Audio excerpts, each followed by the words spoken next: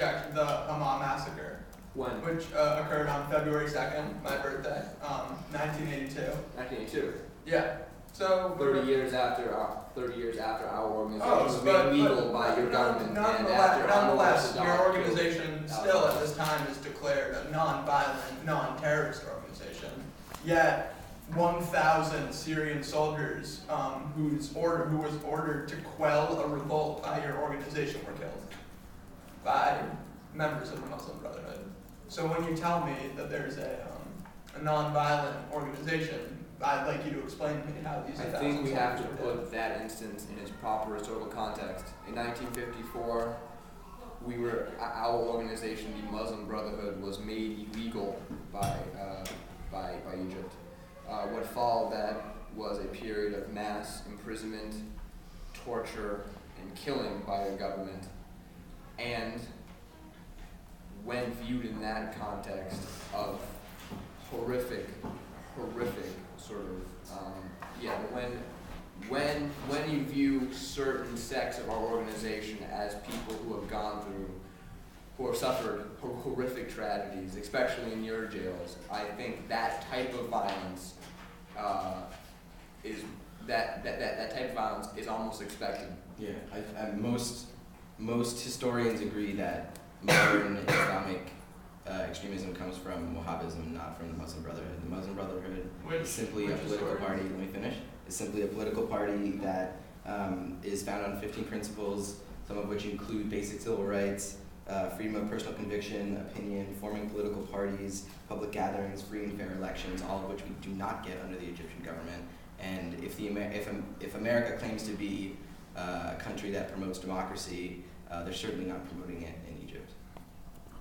Now, so hold on, someone who hasn't spoken. I also just want to go back to something you said before. Regardless of your views on terrorism and violence or whatever, it's clear that your violent acts against the government or what have you spawn terrorist groups, multiple terrorist groups. You know, it offers like a ideal Can you system. name a few of them? I'm sorry? Can you name a few of the terrorist groups that you're accusing us of spawning? well, I can say Al Qaeda, as we previously stated with Al Zahari and Osama bin Laden, 2 members of the Muslim Brotherhood, as well. Your founder, Qutb. Now, He's not the founder. Incorrect. the Hassan al-Banna. Sorry, my bad. He was not a terrorist. No, and I agree with you there. Yet Hassan al-Banna, if I'm not mistaken, was a school teacher who died in prison and said that he was willing. He wanted to be a martyr. He wanted to die for the cause. That's Qutb. Qutb's teachings influenced the Muslim Brotherhood's inception, correct? Not inception. Yes. Okay. Their So gestation, not there's inception. something inherently dangerous in the statement that you're willing to die for this cause. And when you bring that into effect, and when you bring death for the cause, and you look at the Muslim Brotherhood's page, and they say, and their objective, they say, Allah is our objective, the Prophet is our leader, Quran is our law, jihad is our way, dying in the way of Allah is our highest hope. That is a very dangerous statement. Dying for Allah can mean suicide bombings, it can mean whatever, and that's very risky. When you have the Egyptian government in power, and when you have these groups of texts, you know what you're getting. You're getting an ally of America, which is Egypt. You're getting a westernized country. You're getting a modern country, and you're getting someone that we can rely on in the Middle East, which is absolutely imperative to our cause and imperative to peacemaking processes, which is going on in the Middle East right now. And I'm not disagreeing with you that civil rights may have been denied. But what I'm saying is that from the perspective of America, that the country, the greatest country on earth, a country that's responsible for keeping the peace within the world, the Muslim Brotherhood is a dangerous organization. They are willing to carry out attacks for their cause, and I think that's justified in assassination attempts, in what occurred in Syria on February 2nd, 1982. And I think that saying that dying in the way of Allah is extremely dangerous. Also, Okay, I don't Hold on, understand hold on, how- hold on. We're gonna respond. Yeah. Okay. Respond. so- No, we'll go with Emily and then Sam But when Freeman.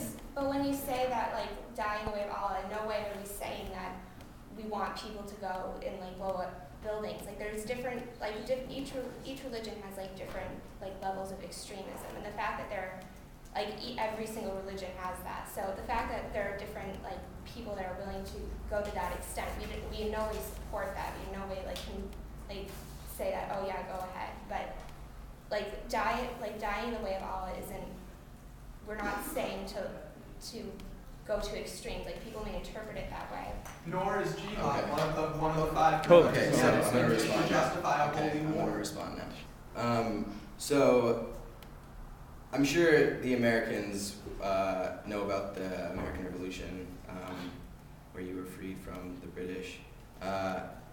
When you have a deep belief in a cause, a lot of the times you're willing to die for it, especially if it means the freedom of your people. And civil liberties. We're talking about civil rights movement. We're talking about the American Revolution. We're talking about give me liberty or give me death. It's not about.